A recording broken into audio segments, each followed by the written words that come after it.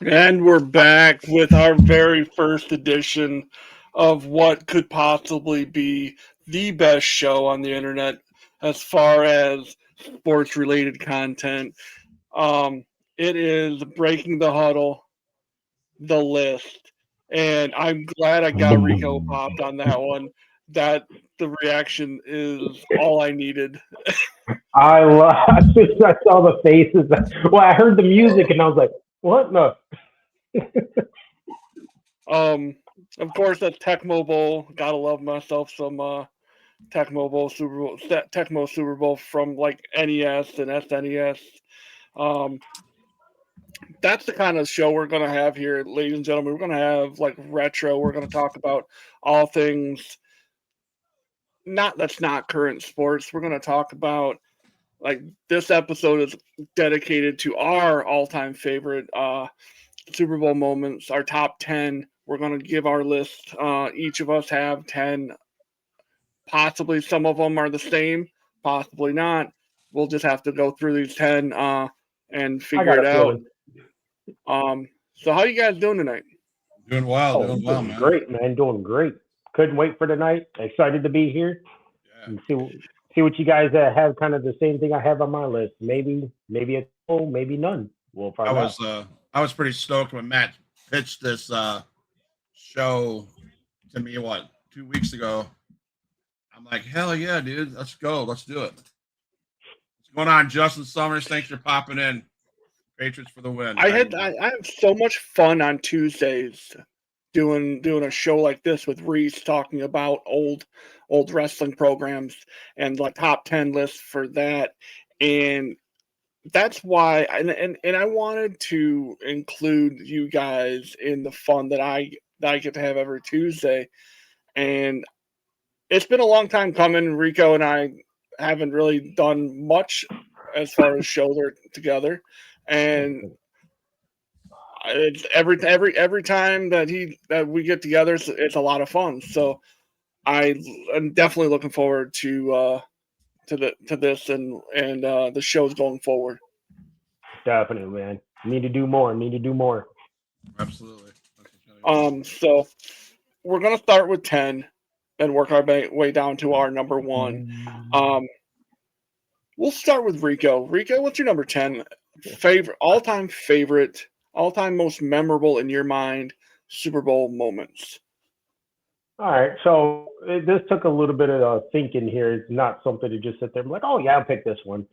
Um, as everybody knows, you kind of everybody's got different opinions, and so for my 10, I don't know if you guys remember the name that it was given the Philly special Okay. back in 2018. Nick Foles here, and I just thought that sorry, apologize if I cough, man. I'm trying to get rid of this crap. Huge pop nose. I've been dealing with this for a minute, trying to get it out of my system. But anyways, when it ended up beating the Patriots stuff, I just thought that play right there, that made the top 10 for me. Just Okay. Okay.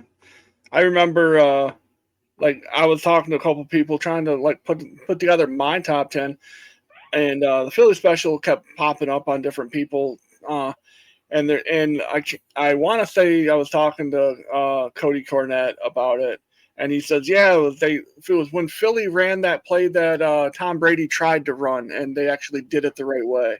Yeah, yeah. I can hear Cody saying that. I was like, "Wow, spoken like a true Buffalo Bill fan, I suppose." Um, But you know what? Nick Foles, that was a great catch. It's just one of those that was awesome. You didn't expect it, especially to happen in the Super Bowl. Yeah. yeah. Sure. So Scott, what do you got? And Well, remember, guys, these don't have to be in-game moments. We can have halftime performances like that kind of stuff. You can have pre-game interviews, post-game interviews, just moments that are centered around the Super Bowl. So my number 10, it was going to be lower in the list until I started reading my list. And there's no way I could put this at any higher than number 10. But it had to be somewhere because it was huge. It cost these two people a $550,000 fine.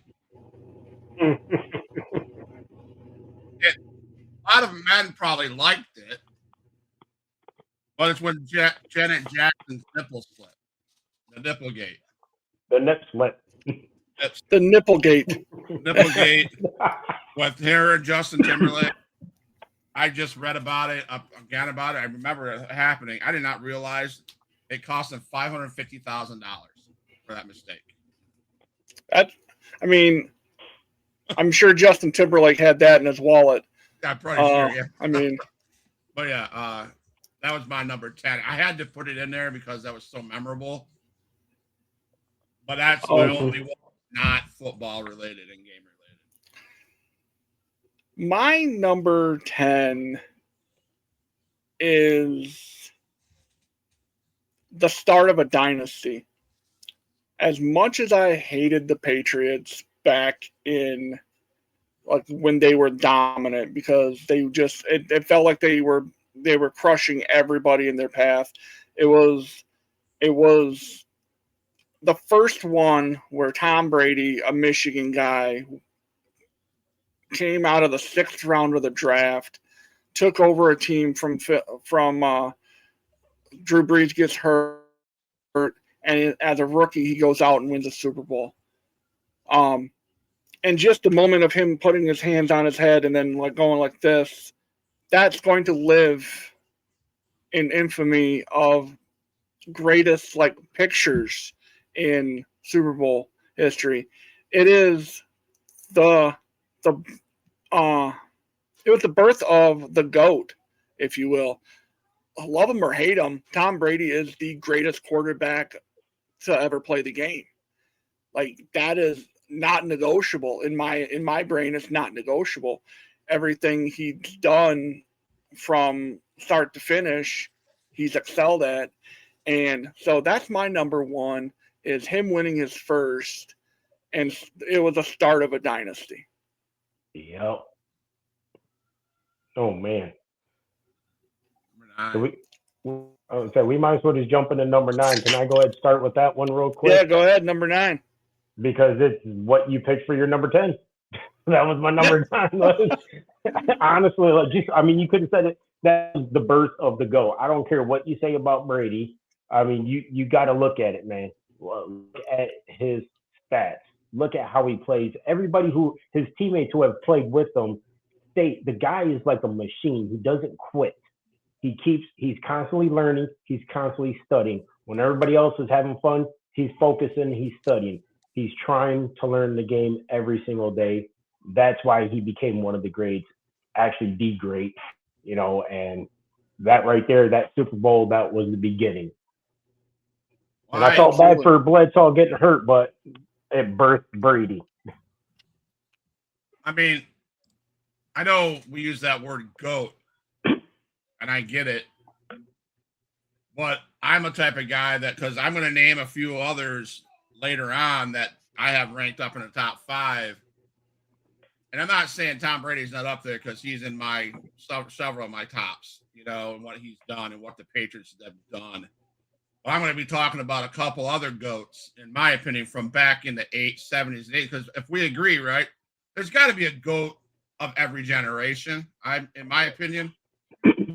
I mean, but that's not my number 9. My number 9 was, I watched the highlights of this all over again, when Jacoby Jones, 108-yard kickoff return, to start the second half of the Ravens 49ers. I could not stand the 49ers. I hated the 49ers through and through. I couldn't stand Montana. All those dudes. Come on now. Come on now. To go into that, to have this Jacoby Jones, not only did he take a 108-yard kickoff return to the zone, he also caught a touchdown pass in the first half of that game. That, to me, deserves a number 9 in anybody's book, especially when you're taking out the 49ers. Number 9 for me comes from way back before I wasn't even born when this happened. This happened on January 12th of 1969. Wow. This happened in Super Bowl III, where Joe Namath ran off the field with his number one, his finger in the air, Yeah. and symbolizing the only time the Jets to win the Super Bowl. Yeah. The reason I picked that at 9 is because I remember growing up watching football and just everywhere I looked, it seemed like in every highlight film that I ever saw, it was Joe Namath doing this running off the field. It was always Joe Namath running off the field with his finger in the air. And to me, that symbolizes what the Super Bowl was. He went out there and he performed at the highest level.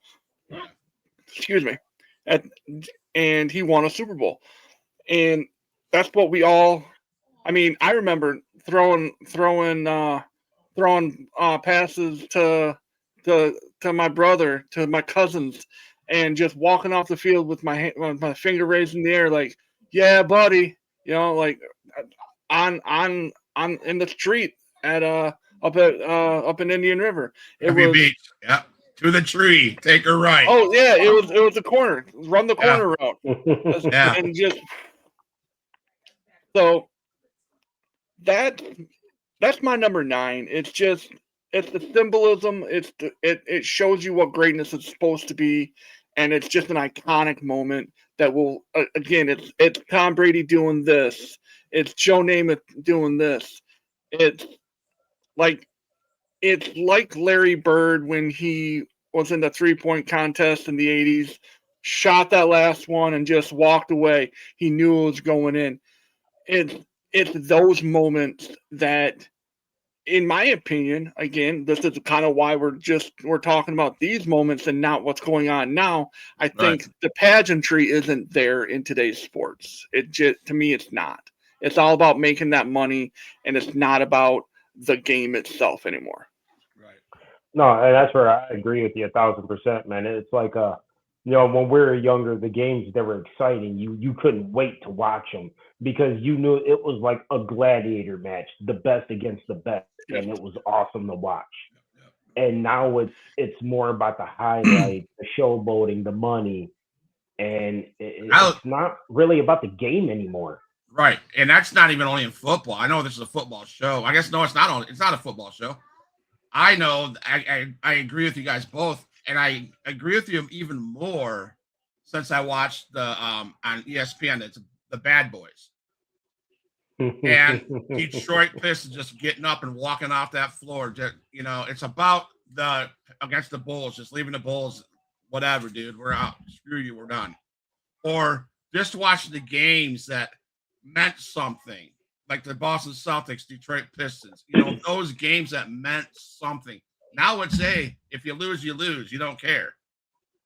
And that's what I hate about this Super Bowl coming up. In the last several Super Bowls coming up, no one, it's about the change. It's about the money you're making. So if the Patriots lose, you walk off the field. Yep. Okay. Because he's still got to pay a big paycheck. It's not about the game anymore, and it sucks.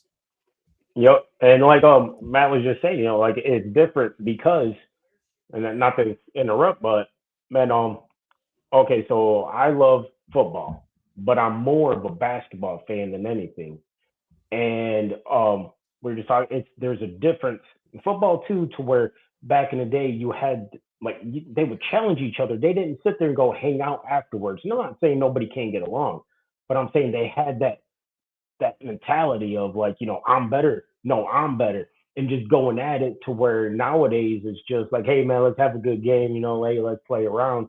I think Kobe was probably the last one who said it in an All-Star game. He's like, no man, people lost their edge in the competitiveness. Nobody's competitive. Yes, this is an All-Star game, but this is the best of the best.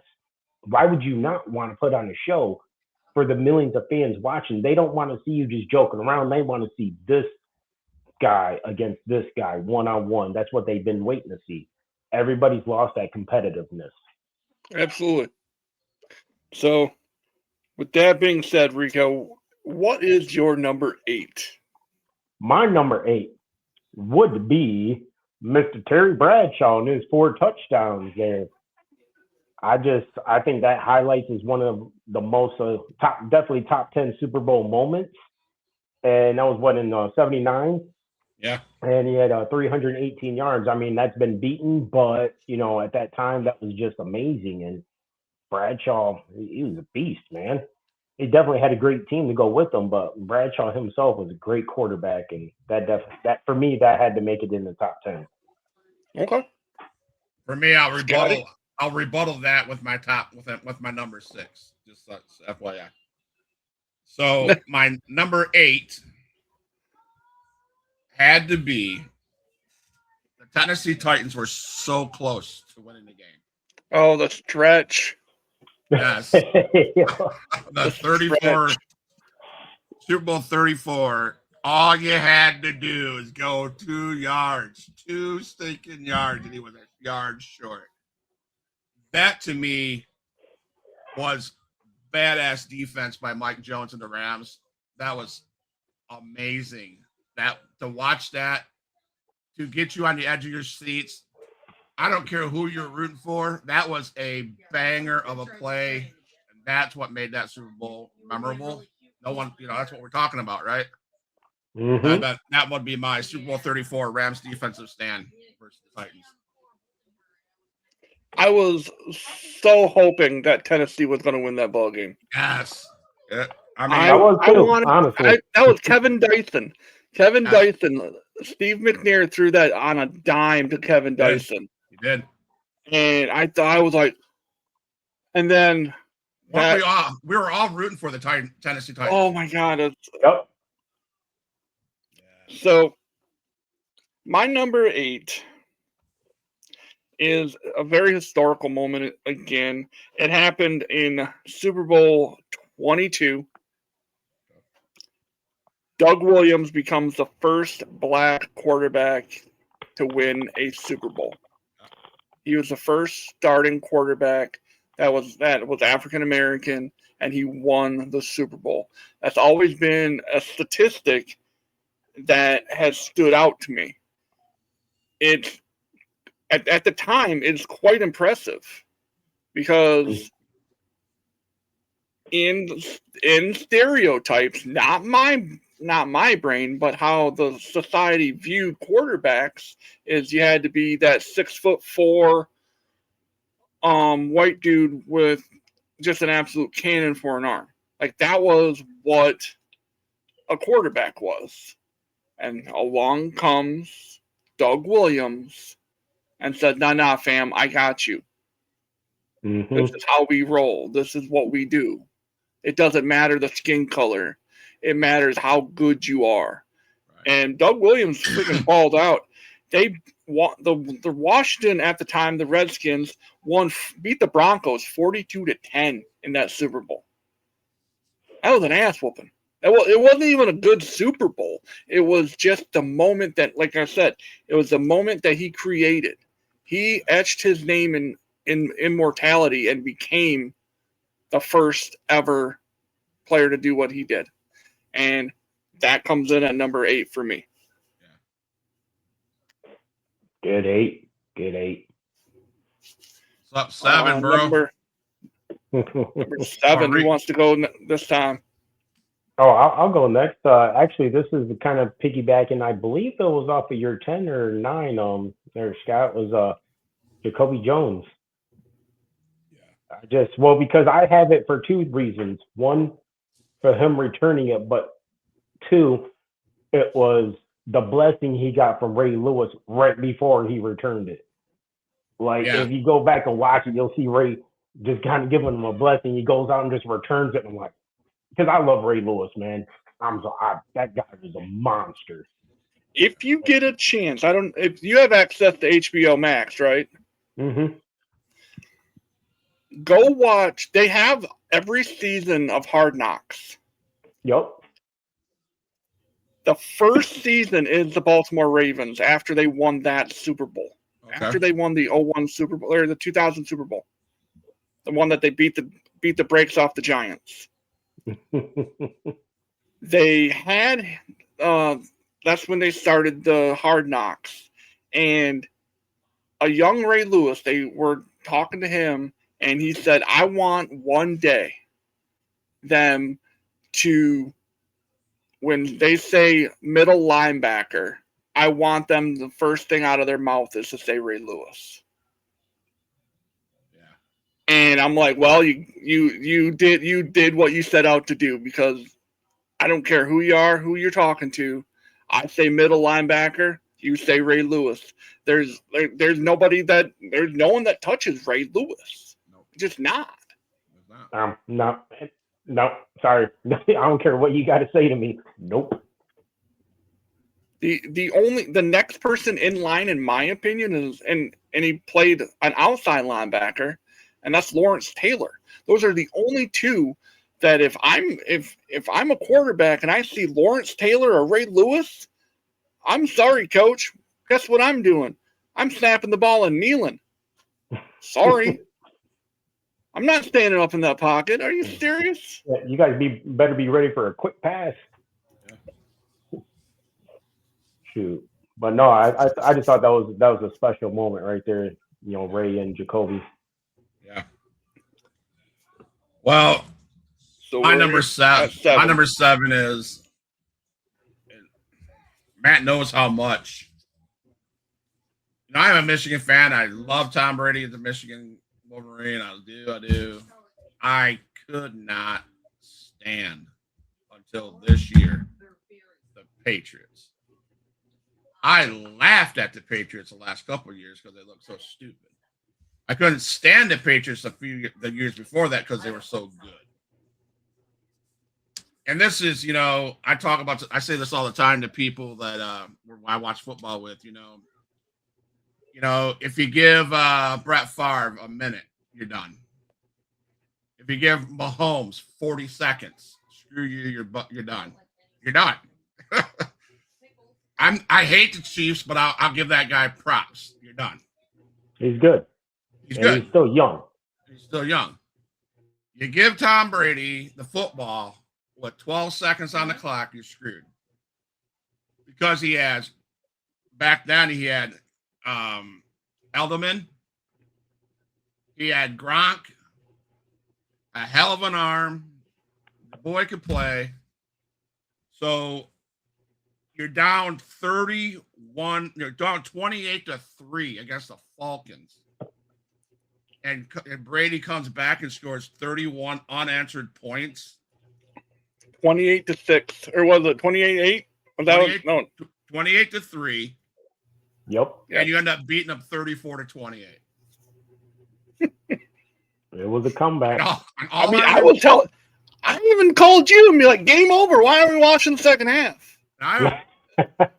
And I could not stand that team. But now I understand it. Why is Detroit so good now? Well, because they got a tight end. They got a wide receiver. Why is KC still good? They got a tight end. They got a wide receiver. What made that team so good that came back that fast to beat the team? It was all Gronk and all Edelman, and it was Brady. That's all he had to do. Shit. I remember Edelman, he's like 5'2", 120 pounds soaking wet. But that guy was a baller. You know, and that's why I say, like, people, you got to, like, Edelman and Gronk, great. But, man, without Brady, like, Brady's he's so smart. So smart. He's like he's like the Bobby Fischer of football. He's seeing plays, he's seeing players before it even goes on, and he's like, okay, I got to go here. There was no previous overcome that big of that. I mean, it was a 10-point 10-point deficit, but there was nothing like that until that game. And that, I bet that had to start his GOAT, if you will, status, like Matt was saying. I can't say he's not, but I will say he's probably I hate just a GOAT. There's got to be more, because growing up, I had my GOATs. Yeah, everybody's got their own, you know, and like you said, that really helped establish him. Yes, and it really did. I think that was just like kind of, but I think the one that really put him over the top, not talking about Super Bowl, sorry, I'm going off of Brady here, is when he went to the Buccaneers. Because here's a guy who's like, he's going to another team. They're not going to do nothing. Proved everybody wrong. Won a championship. I mean, he solidified him as a jackass when he started throwing the Super Bowl trophy across the river. So no respect for that guy. Number 7 for me is Super Bowl 10. Lynn Swann's catches. Yes. Lynn Swann, the smoothest brother in the room. Like the dude, just watch. Like again, I grew up watching all these Sports Illustrated highlight films. Like Scott had tapes. I remember watching, like putting those in the VCR and just watching like these old films, these NFL films, and watching Lynn Swann just tiptoe down the sideline, just the ball just gets dropped in his hands. He makes a beautiful catch. Lynn Swann performance in Super Bowl 10 is arguably one of the best wide receiver performances in Super Bowl history. Yeah. He only caught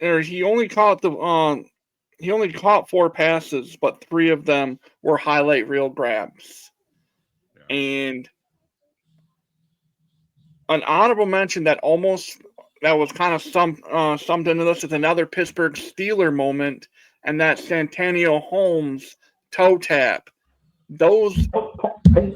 It was either Lynn Swann or Santonio Holmes toe tap. I went with Lynn Swann because it was a little bit more graceful, and it happened more than once. You know what I mean? So Lynn Swann, and then Santonio Holmes, they're kind of just a Steeler wide receiver moments. So I guess tying them in together, just the Steelers wide receiver moments, is my at number 7 for me. All right, man. That kind of almost flows into my 6 then, because I was looking at Holmes, but the one I picked over that was, it's just me biased because I really liked him, was Jerry Rice in '95, Super Bowl 29, when he had 10 catches for 149 yards, 3 set a touchdowns Super Bowl record with an injured shoulder. Yeah, Steve Young's first and only Super Bowl win. I'm just like, Jerry Rice is just, I loved him, man. Loved him as a person. I thought he was great. Everyone said he was so respectful, and on that field, he just played his heart out. Yeah. He was very competitive, and that's what I loved about it. And just, I mean, playing with the injured shoulder. A lot of people nowadays, they get a hurt toe. I can't play, coach. Man, you're like, you just don't get that no more. Jerry was a beast. Yeah. So Jerry at number 6 for Rico. I'm gonna have to go with similar what Matt took for a 7 and Rico took for I don't know, number 9, I think. But we're talking about, in my era, 2 of the biggest goats as quarterbacks, Bradshaw and Starbuck, battling it out. In my opinion, those are 2 of the greatest out there in that era, right? But that famous 4 TD with Lynn Swann, there that guy is, right? John Stallworth and Rocky Baylor. You know, Swann had 1 touchdown, but watching that team, and I'm not a Steelers fan now, but I was back then, watching that team, my number 5 is a Steeler moment too. But number 6 was that 4 TD pass, 1979 with Swann, John Stallworth, another good guy, and Rocky Blair. I mean, they pitched Staubach from the Cowboys and Bradshaw and Staubach together. That was a good game to watch those 2 guys. Everybody hated the Cowboys because they were so good. A good pick. That was a good pick. Yes, sir. Number 6 for me comes from Super Bowl 32. The helicopter. John Elway's helicopter ride. Yeah. just him taking off, and it showed how badly he wanted to finally break through. Him and Marino, who was going to be the first one to win a Super Bowl between the two? John went and did it twice. Marino never did it. John's helicopter, where he dove towards the end zone, got spun around in midair, and scored. That play, in and of itself, bar none, will leave an infamy in every Super Bowl highlight reel you'll ever see. And I remember watching that at a Super Bowl party. That was what, 97, 98 ish. How about that? Yeah. I think it was 98. I remember, and I know exactly where I was. Because we were always out at Uncle Gene and Aunt Julie's house. Yeah, yeah. Always with the Maybanks around watching the Super Bowl. And I remember Zach and I came down, and because of course, what do you do when you're like, we're 13, 14 years old? We're not gonna sit around and watch the game. We're gonna be like goofing off, doing shit, while the adults were watching the game. But we came down, and I remember watching the last 4 or 5 minutes of the game when John Elway did that. I remember the whole house, half the house was rooting for Denver, and the other half wasn't. And it was just a magical moment, and it was the helicopter. That's all I can say is the helicopter. And those of you who are watching this back and you don't know what it is, go ahead and pause this video right now and go and watch the Super Bowl 32 John Elway helicopter, and you will see how cool of a play it really was. But yeah, that's my number 6 is the helicopter, because again, it just brings back a lot of core memories for me. And it's just a tremendous play again. That's number 6. It showed heart. That once again, a player who showed heart and competitiveness. It was freaking great, man. He was built different. John Elway was built different. All those guys back then were just built different. Give me a second. Yeah, I want to show up Matt's talk. Yeah, I don't know if we might get flagged, but I want everyone to legitimately see this. NFL Films gets all the credit for this if we can get this up, and just kind of just trying to cover every base we can. But this is one of, if not one of, it's one of the greatest ever. Boom. That's the one, right? That was just, and he got up and he's just pumped. Oh, it happened in the third quarter. I'm sorry. I thought it was in the fourth quarter. He takes off and he's all like, I'm going to get that first down. Hell yeah. Exactly. He laid his body on the line, and John Elway, again, was built different, period. Yep. So guys that are watching the show, please subscribe to the channel. Let's build this up. It's going to be a good show going forward. So now we're heading into the top 5, fellas. We're heading to the top 5. I'm kind of excited for this. Number 5, Rico, what do you got? Well, before I get to that, I got to pay respect to Marino, man. I think everybody kind of just because he didn't win a championship, you got to put him up there as one of the toughest, one of the greatest quarterback never to win a title. Greatest quarterback never to win the title, period. I have to say that, man. That guy's great. So, actually, my number 5, back in 2008, pretty sure, Matt, you remember the name of this one, the helmet catch. Oh, God. David Tyree. David Tyree, Eli Manning, man. That, for me, that made the top 5, because that was just like, did that just happen? Did he? Yeah, he did. And that was just sweet. It was sweet how it happened. And I was like, I guess it was just the excitement in the moment. Like that was what you call a number 5 banger for me. It got me going. Like I was so excited to see that. And plus it was because they were so the underdogs in that game. The play in as a whole was insane because Eli Manning was practically sacked. Yeah. They didn't bring, and he ducked out and he just chucked it deep and just off the top of the head caught the pass. That's great. That's a great number 5. I picked my number 5 as because back in the day, this team was grit.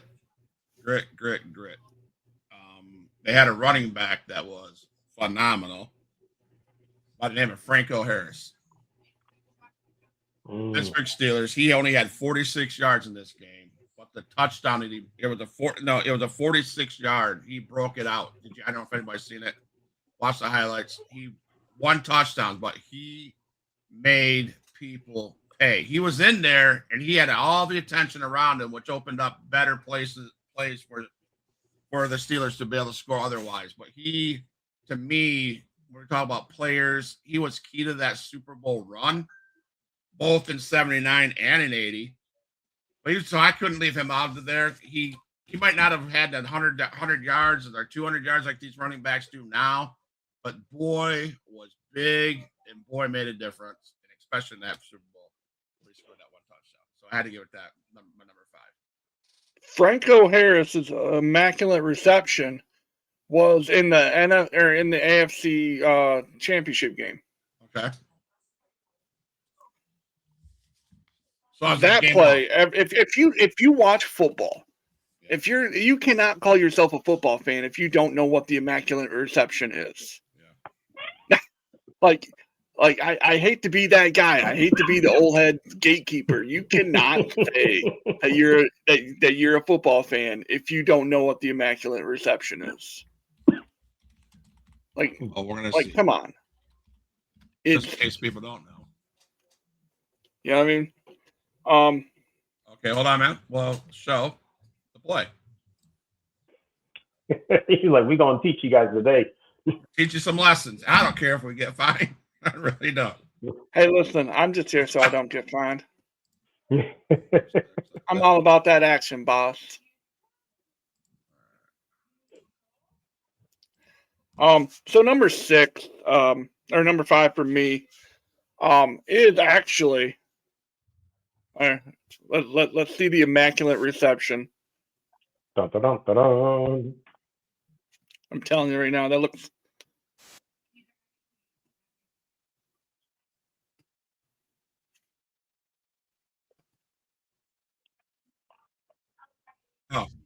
Pass is broken up by Tatum. Tipped off. Rico Harris has it. And he's over. What? Rico Harris. Grab the ball on the deflection. Let's see that again. Bradshaw trying to get away. And his pass is broken up by Tatum. Rico Harris has it. And he's over. What? Rico Harris. Like, did they get credit for an assist for that? Again, guys. What? That was the AFC Championship game from like 1976, 77, something like that. I wasn't even born yet, but I know all about that game. I know that's the game. That's the play that won them the game, and they went to the Super Bowl. My number 5 happened before a game. It happened in the press conference before one of the greatest performances by running backs in Super Bowl history. Marshawn Lynch goes beast mode. Yep. He sat for 20 minutes with his shades on, his beast mode hat up, and said 5 words repeatedly. I'm here so I don't get fined. I'm just here so I don't get fined. I'm about that action, boss. 20 minutes of him saying that. That, to me, deserves a top 5. That's my 5. Because it showed, again, we go back to the larger than life characters that I grew up with. Marshawn was beast mode. Marshawn was that larger than life character. We had Joe Namath doing this, running off after he won a game. We had Tom Brady doing this because it's unbelievable that he won a Super Bowl as a backup quarterback. That is my number 5, Marshawn Lynch, saying I'm all about that action. That just him being Marshawn being Marshawn. It is arguably next to playoffs is the greatest football quote ever. So that's my number 5, Marshawn being Marshawn. It's just it's personal. It's just a personal bias, I guess, on that one. So yeah, well, that's the beautiful thing about these lists. Like, these are our personal lists, like, we're not trying to argue with, it's our personal list. Everybody's gonna have different, but I love your list so far. Number 4. Oh man, number 4, I go with my boy Neon Dion in '95. That interception in the end zone in that fourth quarter. I don't care, man. Like, I know Dion can be a little cocky, but man, was that guy good. Man, was that guy good. If you guys can find, I can't find it. It wasn't a Super Bowl. It was a regular game, but my man, it was when he played for the Cowboys. He got on a knee and went like this. And when they kicked the ball to him, he ran it for a touchdown. I was like, geez, geez. But that... Yeah. Dude was decorated beyond belief, bro. I believe he's the one that started swag, in my opinion, in football. I mean, I remember having the headband around his neck and the armbands and the high stepping. Dude was it. I mean, that guy was a baller. What was that, Super Bowl 29, I believe it was, 95? He just he showed out. He showed out, helped the 49ers, man. Him and Rice. Like, 2 guys right. But Neon Dion is always going to be in my top 5. Number 4, huh? All right, Scotty, what do you got at 4? So, is your Marshawn Lynch in the Super Bowl when he played the New England Patriots? No, mine was okay. When they beat the brakes off of Denver. Okay. So in 2015, the Seahawks played the Patriots, and I love this because we're going into Super Bowl Sunday with the Seahawks and the Patriots. I was so pissed at this game. I was so freaking mad. I remember where I was. I was in a gym. And I'm like, okay, all the Seahawks have to do is score a damn touchdown. You have the ball at the 1-yard line. And I think it's over, right? Because you have Marshawn Lynch, the baller. And they decide to throw the fucking ball on the 2-yard line. Just the tricks from New England intercepted the damn thing. And I lost a bunch of money. I had a bunch of cold ice water poured on my freaking head. I was so mad. I'll never forget that. And I sat there. I came home. My wife goes, "What's wrong?" I said, all they had to do is run the ball. Yep. You have arguably the best running back of that era. Mm-hmm. You don't get fined, right? And what do? You call a pass play? Are you kidding me? Yeah. Oh. I was That- so mad. That I was angered like- the crap out of me. I was like, oh my God, somebody's finally going to beat those pricks from New England. Nope. They lost. So That was most memorable. That's my number 4. I was so mad about that game.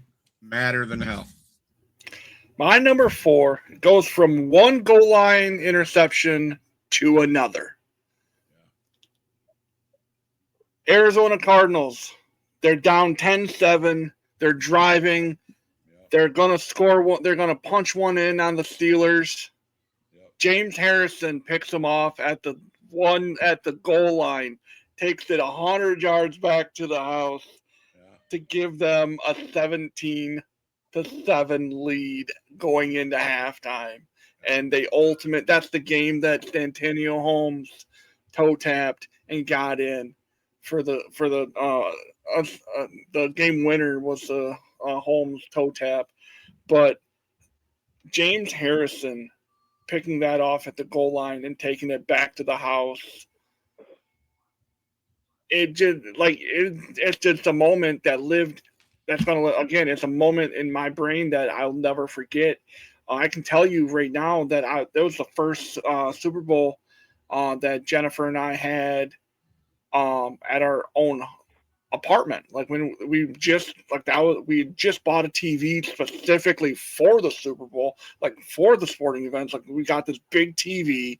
We're also, and at the time, there's 3 teams that I've always followed and always loved. Obviously, the Lions. I've loved the Kansas City Chiefs since like Christian Okoye, Derek Thomas, all those guys, and at the time, like I'm still, I like the Steelers still. Like I just grew up watching them.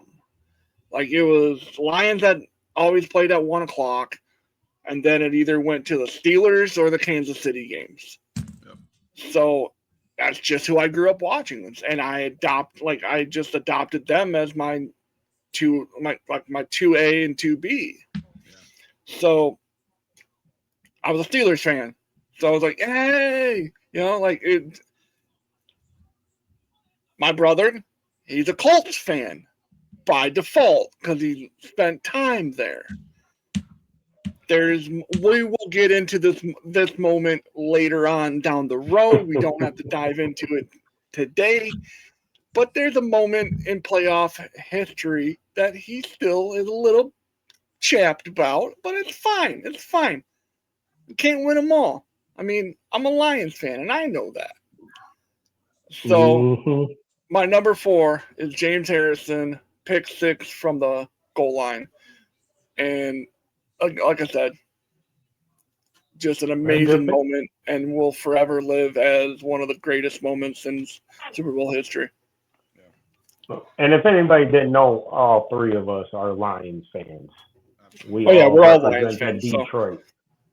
But yeah, like you said, I mean, I had other teams too. Like I'm of course Lions, but at the time, like growing up, I really, really loved Reggie White, and I hate saying that out loud because it's a Packer player, but man, I love. He played for the Eagles. He played for the Eagles. That's fine. Yeah, but it was when he was with the Packers, it was like just oh man, that guy was such a monster. And then for a while there, my favorite running back was Terrell Davis. One was with the Broncos. I mean, if Barry Sanders ran behind that Denver offensive line, he would have had 1,000,000 yards. Yeah. Yeah.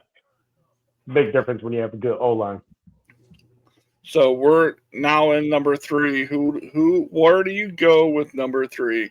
I'll go with 3 because it's real quick and that Rico can go because my 3 was your 4, Matt. You can't take anything back away from that pick 6. That highlight alone, dude, had so much speed and so much blocking. Oh, hell, a semi truck would have got touched. That guy had a hole that was crazy big, and he was gone from the beginning. If you didn't think he was going to score when he took off, that boy is fast. You could see it. Yeah. That was a highlight and a half. Jets on. So that was my number 3. So go ahead, Rico. So my number 3 is I mean, somebody who we've kind of already talked about.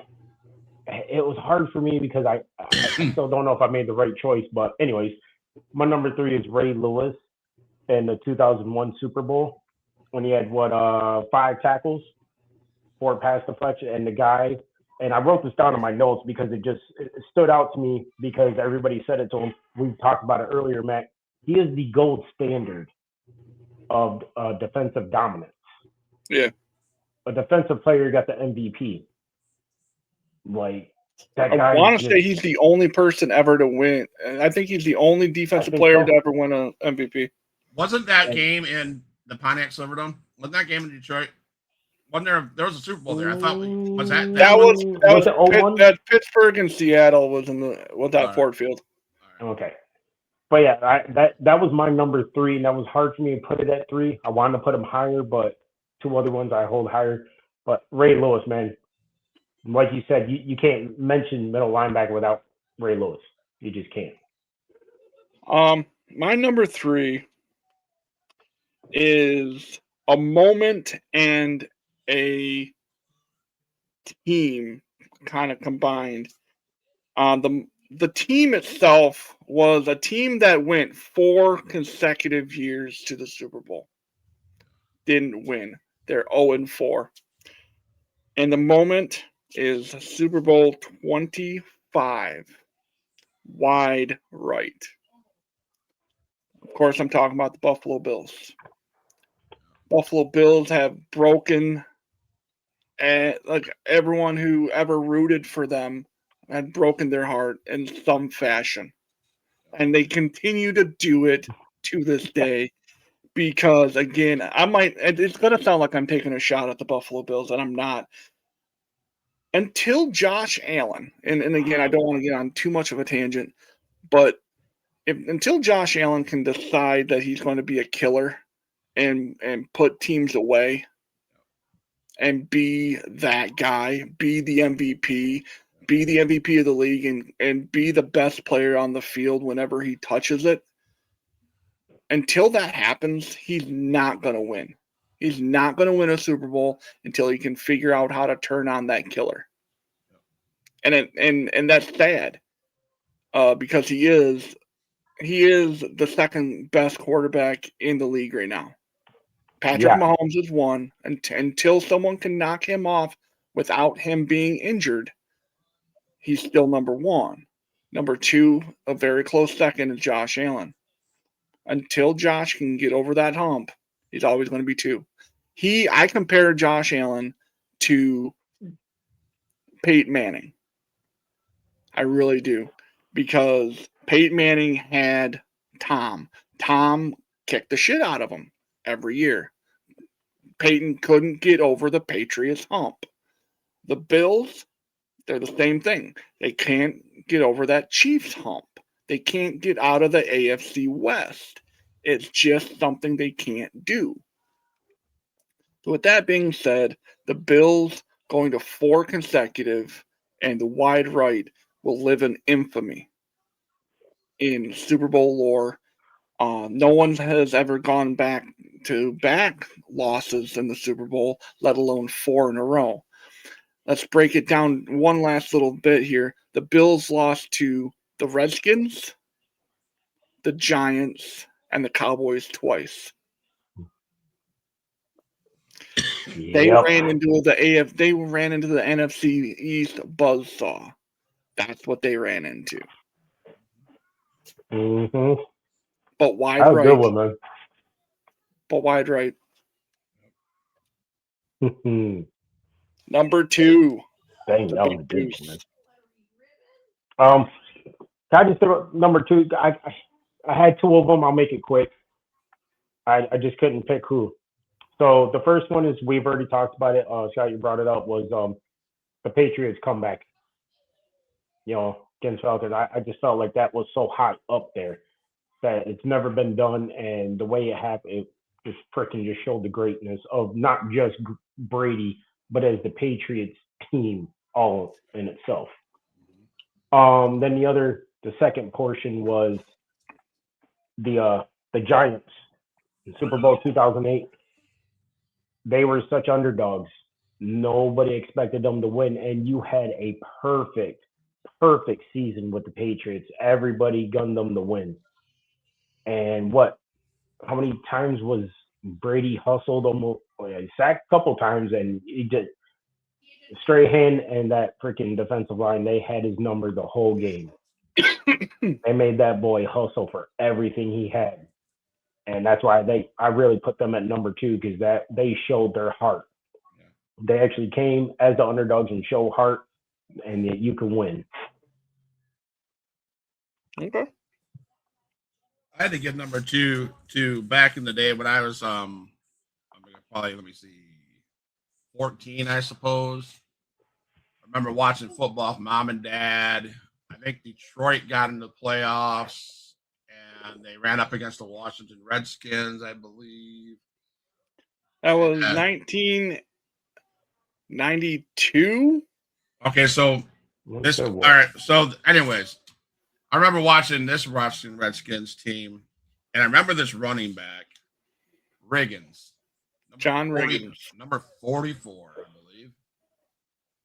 And Super Bowl 18, 1983, it was 4th and 1, and he broke out a 43-yard touchdown to win the game, to steal the game.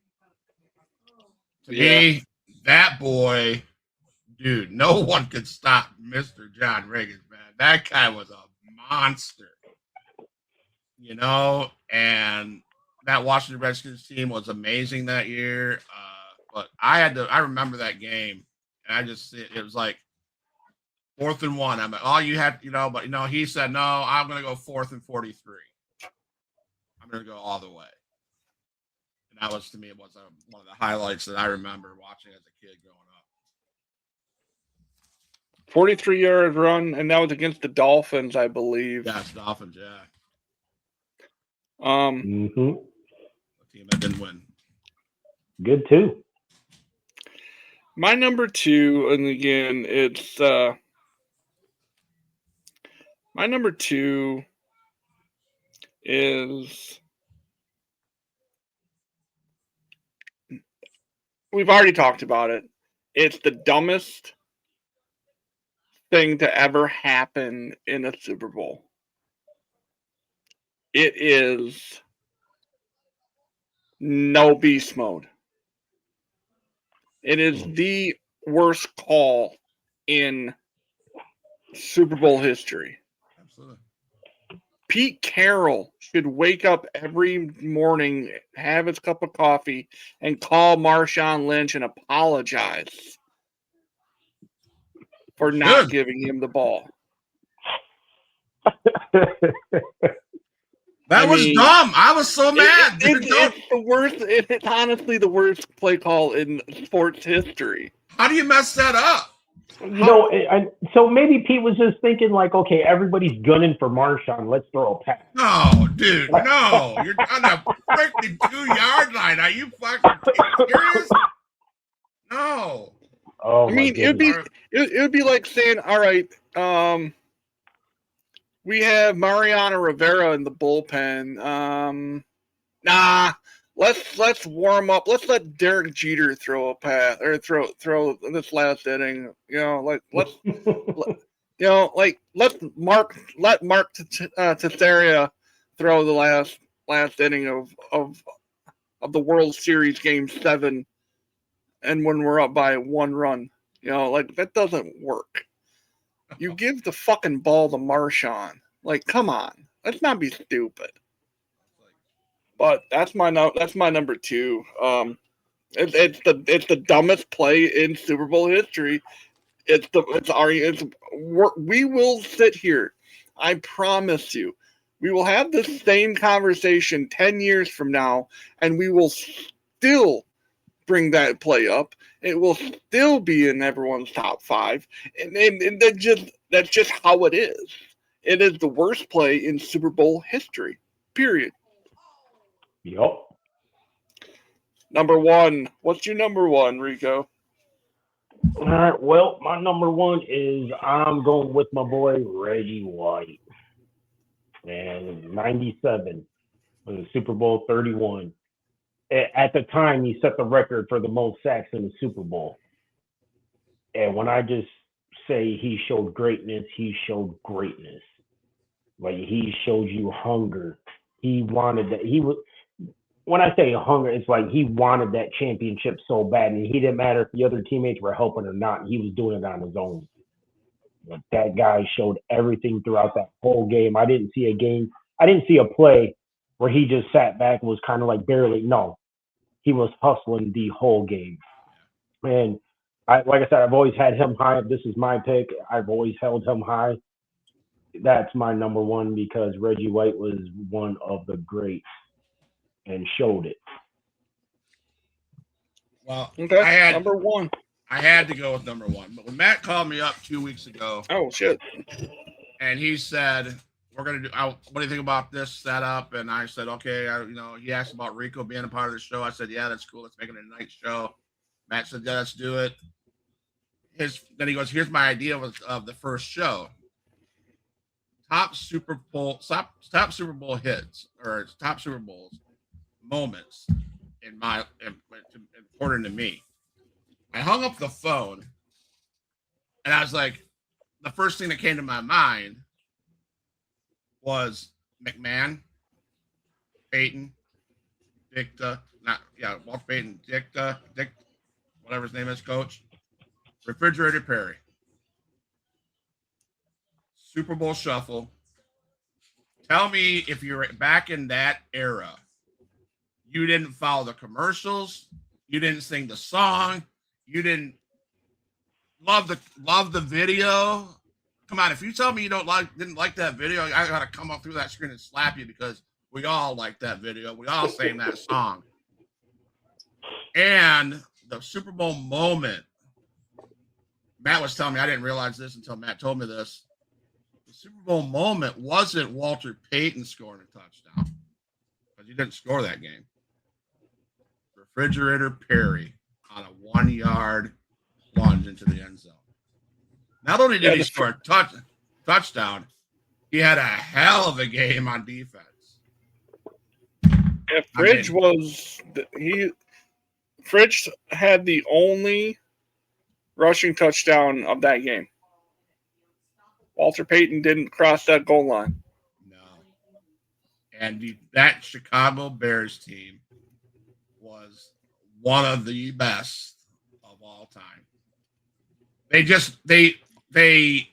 immersed themselves in the society with everything about that team.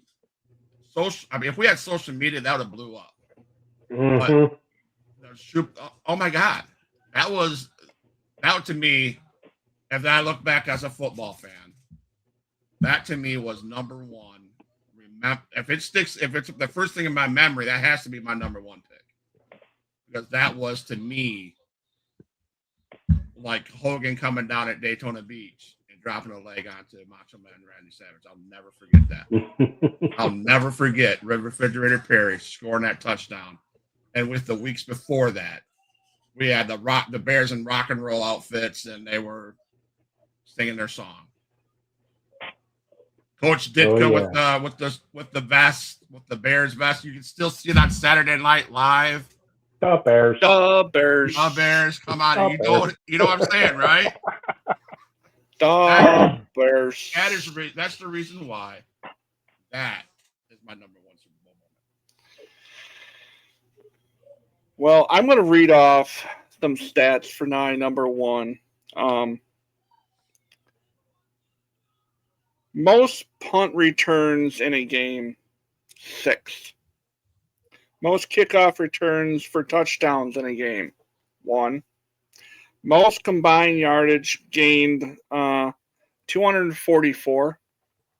Most punt return yards gained in a game, 90. Highest kickoff return average career. That's minimal for. He had 38.5. That's 4. He caught 4 and returned them for 154 yards. Longest kickoff return, 99 yards. Longest scoring play, that 99-yard field goal. Those are all Super Bowl records. And this person became the first and only person to win the Super Bowl MVP as a special teams player. It kills me because he is a Green Bay Packer, but he is also one of us. He is also a Michigan Wolverine, Desmond Howard. Desmond Howard did that in Super Bowl 31. Set multiple. He set multiple Super Bowl records. He is arguably he's just a legend. He goes from striking the Heisman pose against Notre Dame to winning a Super Bowl for Green Bay. You say what you want about Brett Favre and everything, but if Desmond doesn't do what he did in that game, we could be looking at a different New England Patriots team right now. We could be looking completely different. Yeah. The Packers won 35-21. It wasn't a blowout. It was a hell of a game. But Desmond Howard, being the only special teams player to ever win an MVP award at a Super Bowl, is my number one. Good choice. Love that, man. Oh, Yeah. Howard. So, and I just want to throw out like my number one. It was a defensive player. Maybe you guys have heard the saying. I've heard it for years since I was a kid, man. Offense wins you the glory, but defense wins you the game. Yep. And they had something similar to that posted on our locker room wall. It's offense wins you games, defense wins you championships. Yeah. mm-hmm. That's why I hope Patriots defense steps up this Sunday and beats those guys. Oh, he hopes, all right. He really hopes. This is the best part. This is the best time of year because this is no matter what, I'm always on the opposite side of the fence when it comes to the Super Bowl pick with my brother. Always. It doesn't You're on my matter. side this year? I'm taking Seattle. I don't Oh, think me and him have a nice wager. I don't think Patriots have the defense to handle We'll see. Jackson Smith and Jigba, Kenneth Walker, Sam Darnold just killing it, showing not only the league but Minnesota why they should have kept him and not wasted their time on our boy JJ McCarthy. McCarthy, sorry, bro, you're not him. You're a lifelong backup. Realize what you really are. Take a seat and let Minnesota do what they got to do to get beyond you. Yep. There's nothing that the Patriots can't handle. The Patriots can't handle this high octane offense from Seattle. They just can't. That's why let me see. Back to Super Bowl in 2015. We're at the same scenario. We have the Seahawks with the high octane offense. I agree. Back then they had Marshawn Lynch. Back then they couldn't get past the 2-yard line. Interception, game over. That's what's going to happen. I'm calling it right now. New England Patriots. The big difference is they don't have Pete Carroll as their head coach no more. I was just about to say that. Just saying. Listen. Well, if the Patriots defense does not have an answer for Walker, they're done. Even if they do have an answer, they're still done. They can't stop the Seahawks. That tight end's nasty too. Yeah. Yeah, so I just again it goes back to the tight end scenario. I love okay, the kids call him Drake May, whatever. I don't understand it, but whatever. Drake May is a stud without question. He is the future of that team. He will win a Super Bowl. It just won't be this year. Nope. I'm just And letting you guys you're know. gonna see your brother in some wonderful colors. Wonderful colors. When did that change? Oh no, sorry, it is the mug. It is the mug. Sorry. So what's this wager? Now So you're you got gonna me. after the Seahawks lose, you're gonna see Rico drinking out of a Chicago Bulls cup the rest of this podcast until the NBA finals are over. You're not a Bulls fan? I hate them. Oh no. See, I'm a Detroit fan, diehard Detroit fan. Now, the only time I did go for the Bulls is when Jordan played and with Derrick Rose. Okay. But I just can't stand them. Like, I really can't understand. Like, I'm a Detroit fan. So, but when the Seahawks win, like they're going to, your brother's going to be sporting a nice Ohio State mug over there. Oh God, why'd you do that, Scott? That's how Why? much confidence I have. Why? We should have So gone first. let me put it to you this way. Let me put it to you this way, guys. The Seahawks barely escaped Stafford in the rounds. Yeah, the MVP of the league. Barely got past him. You guys, the Patriots barely got past the backup quarterback that hasn't played in 2.5 years. Patriots defense will destroy the Seahawks. Yeah. So I got your cup on standby. All I got to do is hit order. Yeah, fine. You guys might as well delete your code. And now, Rico, why would you waste your money, your hard-earned money, on that trash? Like that. The fact he has to drink it just right makes here. it better. Where would you rank Drake May for quarterbacks in the league? He's up there. He's He's good. I'm not dogging him at all. He's good. He's up there. But like Matt said, this isn't his year. It's just not. Currently, like if everyone's healthy, bandwagon jumpers.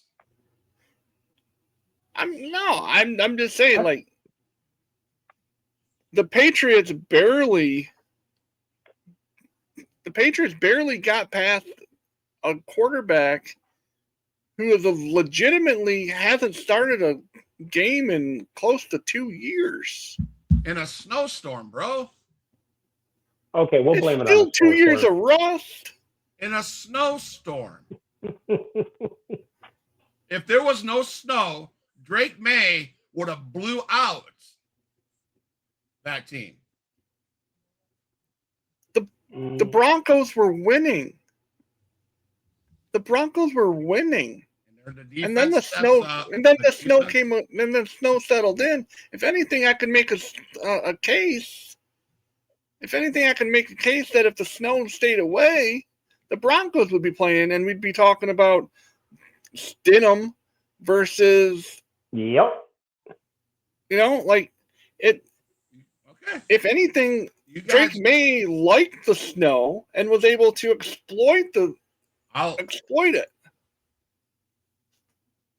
Neither team could have moved that ball in the blizzard. So I'm just saying. I disagree because the Patriots did just fine moving that ball. Okay. Because they got the first downs. Once they got the lead, they continue to get first down after first down after first down, keep that clock rolling. See, this is where the delusional Patriots fans start coming out of the woodwork. Is they see one thing. I have no dog in the fight. I can give a shit less. I just see Drake May was able to roll out of the pocket, scramble, get that first down. Jared Stidham, or whatever his first name is, Stidham, didn't have that wherewithal. He's, like I said, hasn't taken a snap in 1.5 years, and he didn't know his ass from an elbow. So I would hope Drake May was able to win that ball game. We'll see. I'm just saying. No, we'll see, man. I say the same thing. Like, I ain't got nobody in the fight either, but recognized game. Well, you're gonna have somebody in the fight when you're gonna get that when you get your Chicago Bull Cup and drink out of that cup, because I'm telling you, it's gonna be a 10-point victory for that. 10-point victory. Yes, sir. Nah. Um, And I'm not going to say that when Seattle gets the ball with 2 minutes left, they're going to come down and try to score. Maybe it's a 6-point victory because they're going to try to score. They're going to be on a 2-yard line, and all you got to do is do what you got to do, and yeah, mess it up like Look, years ago. I'll even say this for you: if that was to happen, same scenario was to happen. Thank you, Shane. Drake May was in the MVP conversation for a reason. Okay.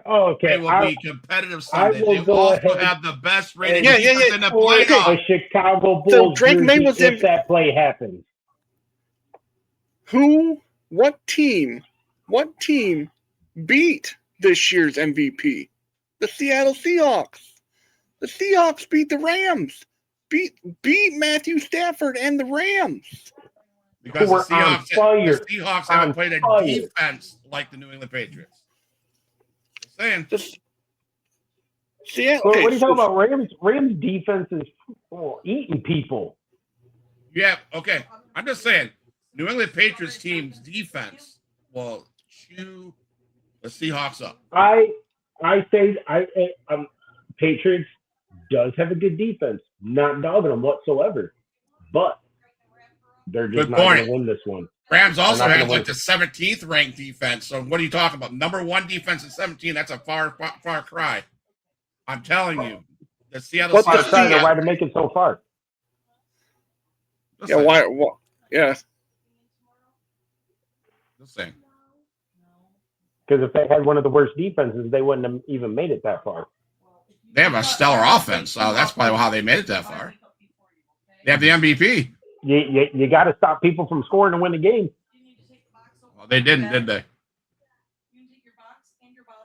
Because they want to get it. I mean, it was 17-13 at half. I'm just saying. I think it's going to be. No one scored in the fourth quarter. I'm just going to say it's going to be closer than you guys think it's going to be. I'm not saying it's going to be a blowout, and I don't want it to be a blowout. Oh, I hate when it's a blowout. I need to see a competitive game. That's what I want to see, a competitive I just think that JSN, I just don't think that how explosive of a player. I don't the Patriots have not played anybody in this postseason so far with a player that has the explosiveness of Jackson Smith-Njigba. They just have not played a team with that level of talent. Sam Darnold, it's like Sam Darnold when he was throwing to Jay Jettas. I think it's a little. JSN runs his routes as crisp and as smooth as anybody in the league. Probably the best route runner in the National Football League right now. There's no one that can compare to him. And I don't think there's anyone in that secondary right now that, yeah, okay, so you put Christian Gonzalez on him. Okay, then we got someone else on the other side that'll burn you. And then you got to worry about Kenneth Walker out of the backfield. Just saying. Like, I just don't think I just don't think that he. Okay, then don't, Shane.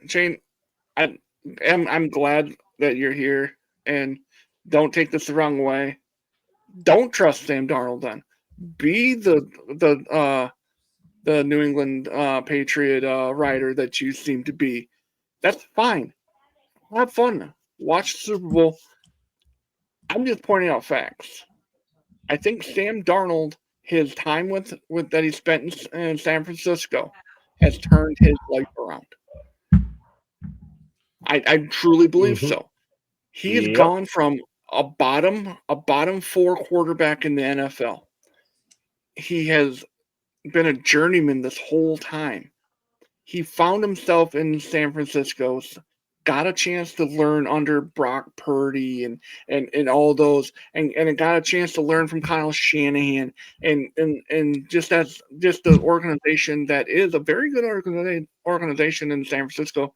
And now he's in a position where he has a very good head coach, a very good offensive coordinator, whom also after this is heading to Vegas to start rebuilding the Raiders. There's just so much going on right now, and I think Sam Darnold is in the best place he could ever be, and I think he's going to end up being. He's going to show all the naysayers. He's going to back in a couple years ago. It's going to be length. Let a naysayer know. Length. Let a naysayer know. See, I think you both said this statement. Offenses win games. Defenses, New England Patriots, number 1 defense in the league, wins championships. And that's all I'm going to say. Well, like I said, Patriots do have a good defense. I never knocked them. I told you, remember, I said they're going to win. I said Patriots are going to the Super Bowl. But I don't think they're going to get past the Seahawks, man. It's not. I just don't think they won't get past the Seahawks. I hope I'm right.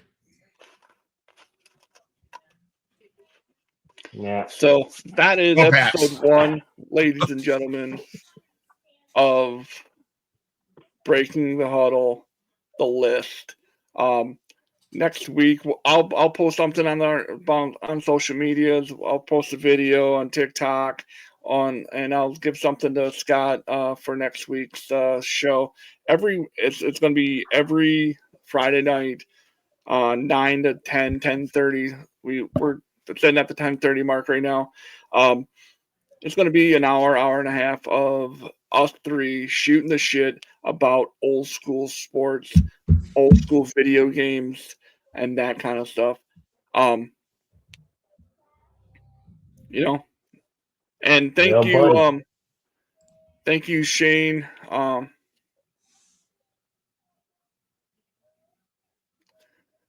Okay.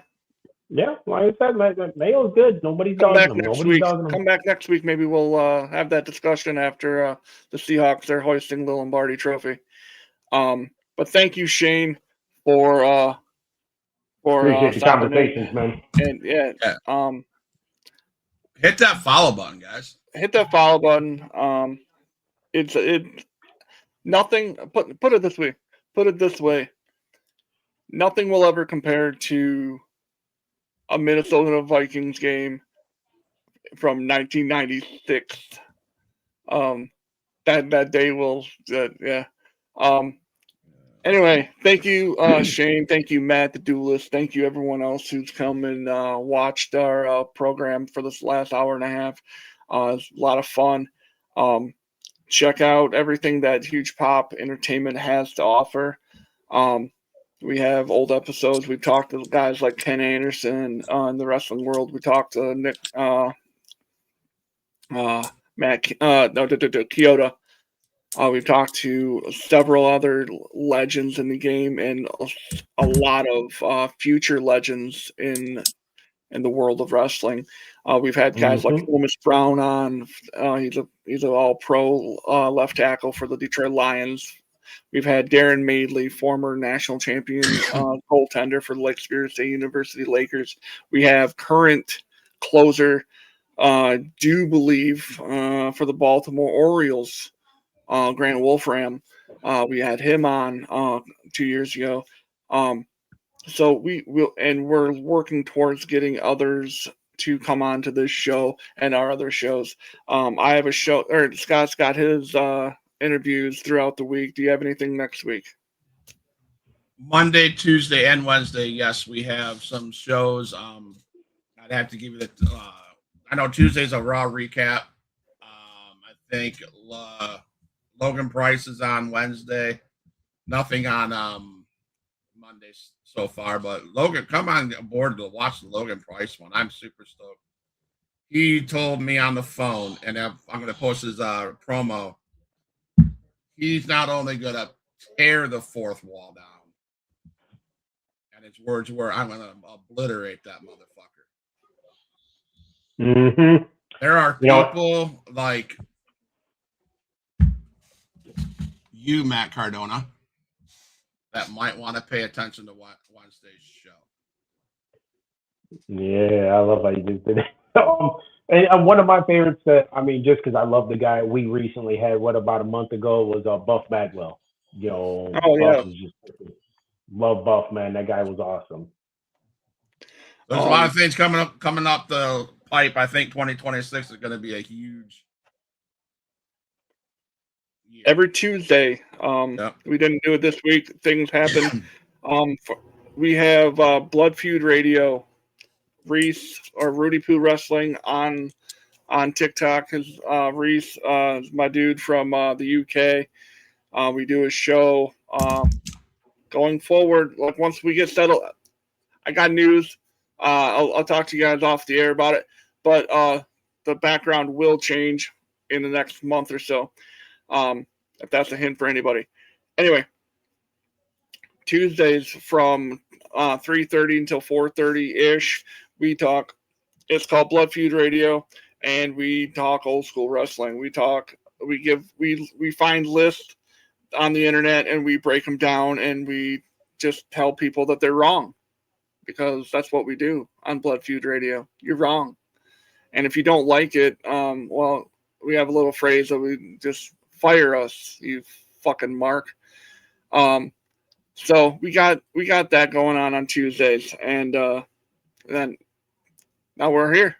And then Thursdays in the fall, you'll see this guy and this guy doing it again for our football Friday or football. Just our that's the original Breaking the Huddle. We'll do that where we break down all the games for the week.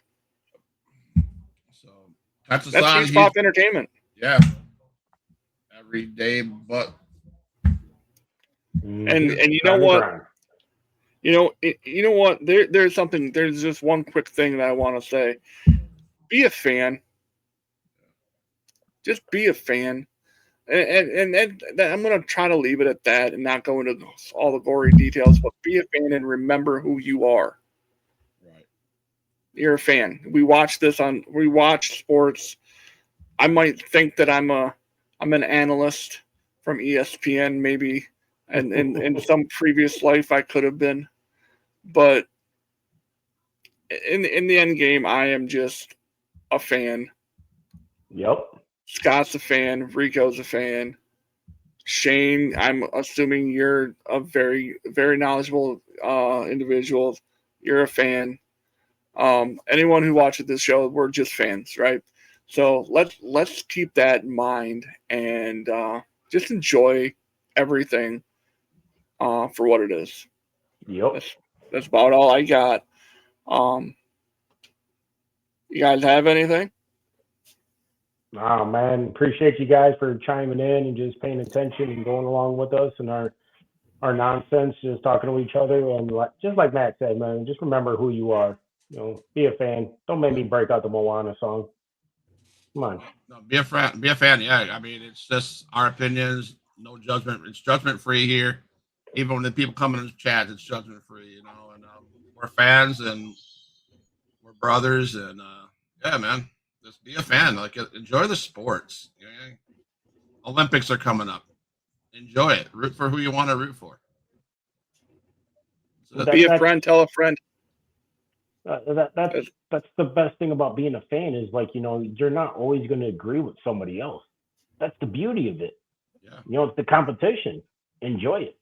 Yeah, Don't be get respectful. mad. You know what? I have a boss that's a Bronco fan. I have a boss that's a Packer fan. And I give those ladies shit all the time, But it's a fun, right? I joke about I seem like I was raising my voice when I was talking about the Patriots. I really don't give two shits who wins the game, but I want the Patriots to win the game. I'd rather see that, but that's it. Be a fan, So we'll see you guys next time, and just enjoy yourself. See ya.